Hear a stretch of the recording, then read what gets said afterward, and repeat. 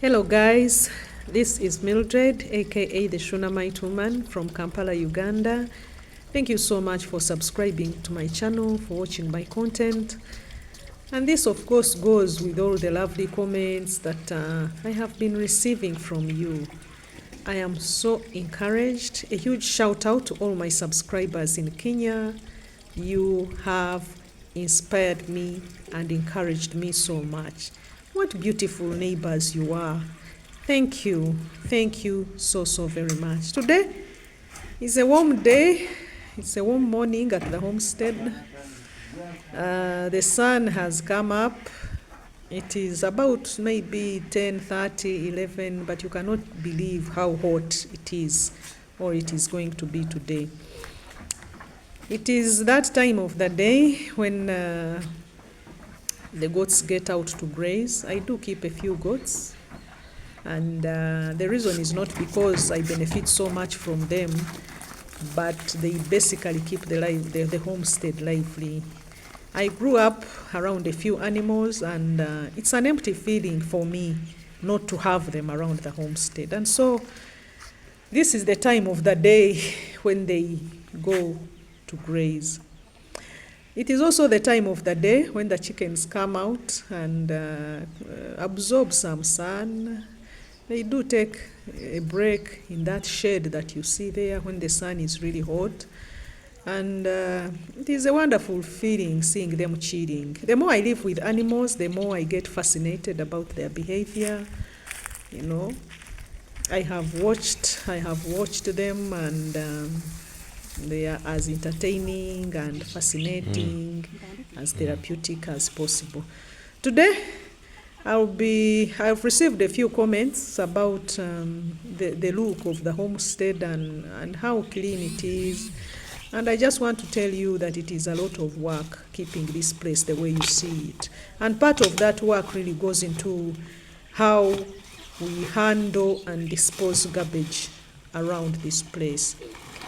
As you can see, the rule of the thumb really is separation when you are dealing with garbage. The rule of the thumb is separation. And as you can see, I don't use anything fancy. All I have is just this broken bucket where I store my non-biodegradable garbage. And that of course includes a whole lot of polythene, bags which we get from the supermarket. It includes a few plastic water bottles and all the other things in that category. Another category of garbage that this household generates is this biodegradable garbage, and that is of course includes all the other things that can rot. That includes a few garbage leaves, at least here. We have a few banana peels. We have a few, eggshells. Yeah, we have a few potato peelings, and all the things that fall into that category. Here at the homestead, we have designed a way of dealing with that. And what we have is a compost pit where we throw that, and then it decomposes. Yeah, that is the compost pit right behind me. When you throw it there, the chickens come. They eat what they can, and then the rest decomposes. And then when we are tending this plantation, we always extract some manure, and then put it on our plants. And a number of you have followed me as we harvested from this place, and you have seen the results. So that is one way. That is the way that we deal with biodegradable garbage around the homestead. Then we do have this, and it is also dealt with in another place on the homestead. If you have followed me for some time, you would know that I don't really do anything fancy. We do have a particular place where we put it, and what we do is that we basically burn it. In Uganda recently, we did have a major catastrophe where a landfill basically erupted and buried a number of people. You know, there are a number of people who lost their lives, and it was such a sad day, and a lot of blame was apportioned to the stakeholders and to everyone, and the household was never mentioned. Yet, that is where the problem really starts.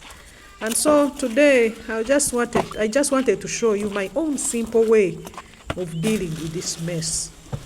So we basically dry it. As you can see, there is some which is already burning. So we basically dry it, and then when it is dry, we simply light a match and burn it off. Now, a number of you will give a few suggestions and maybe talk about the disadvantages of burning. Yeah, they are there, but the smoke poses little to no effect, at least in my surroundings. Plans are underway to have an incinerator, and when we construct it, garbage disposal will be much easier. Of course, this is not a method that you'd want to try, especially if you are in a very urban setting. Yeah, because once that smoke rises and the smell comes, then you may have your day in court. Another type of garbage that we have is this type, which is glass. Glass and metal is another different thing altogether, and I do have a specific place also where I put it.